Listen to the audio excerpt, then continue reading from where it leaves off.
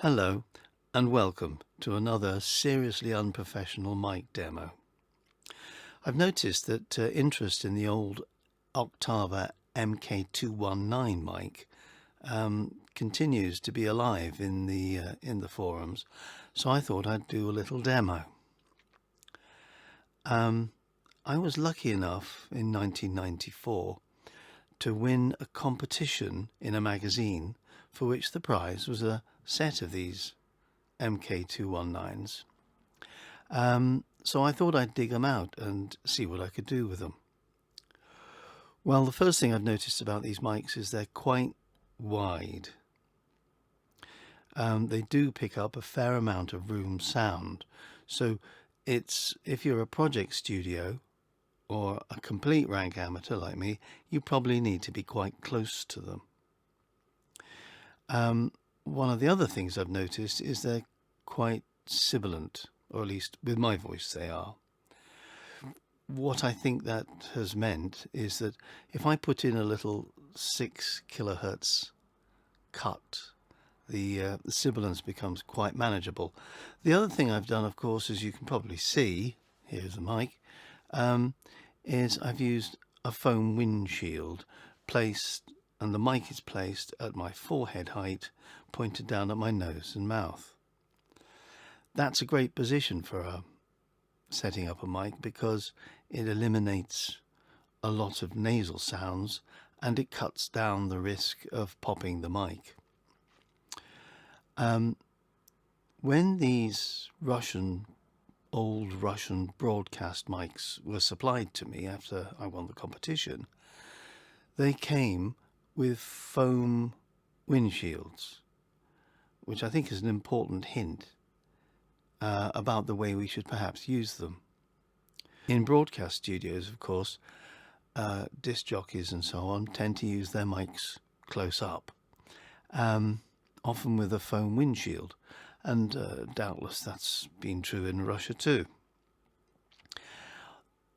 Since I acquired these mics in 1994, you won't be surprised to hear that the foam windshields I had have liquefied long ago. And I replaced them with that. Here's another example. I replaced the windshields with some fairly standard ones from, I don't know what brand they are, from Studio Spares. They fit reasonably closely.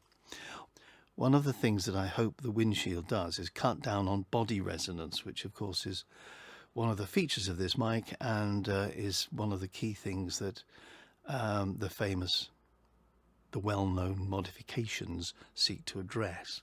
So I have a windshield on there, but what I also do is to apply some blue tack all round, which I tape into place using decorator's blue masking tape.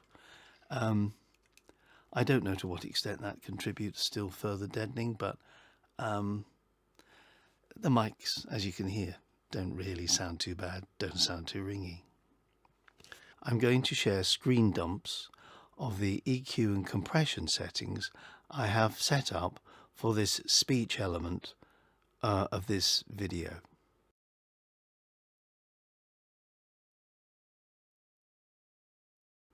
I should add that throughout this recording I've had the HPF set to on.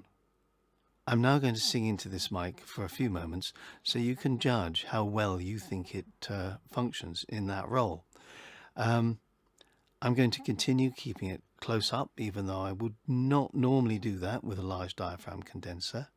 I'm going to continue to use it with the foam windshield, although I wouldn't normally do that either.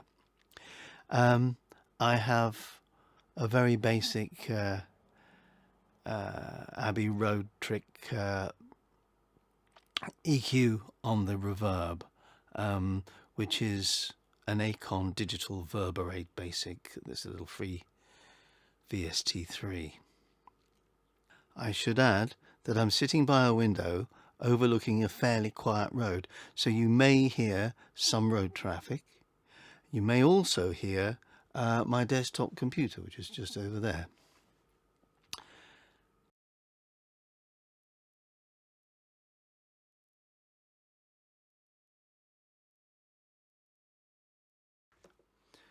Sing a song of sixpence, a pocket full of rye.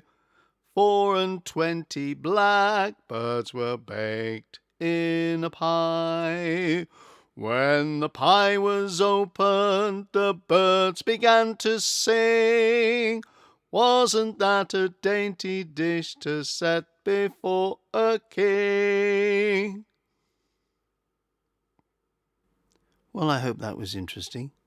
You may or may not agree with me that this mic is actually quite useful for both speech and singing into. I would also say that since these mics haven't been made for quite a long time, if you were to purchase one, it may not sound like mine. On the other hand, of the 4 I acquired all those years ago through winning that competition, 3 of them sound just the same. All right. Cheers and see you around sometime.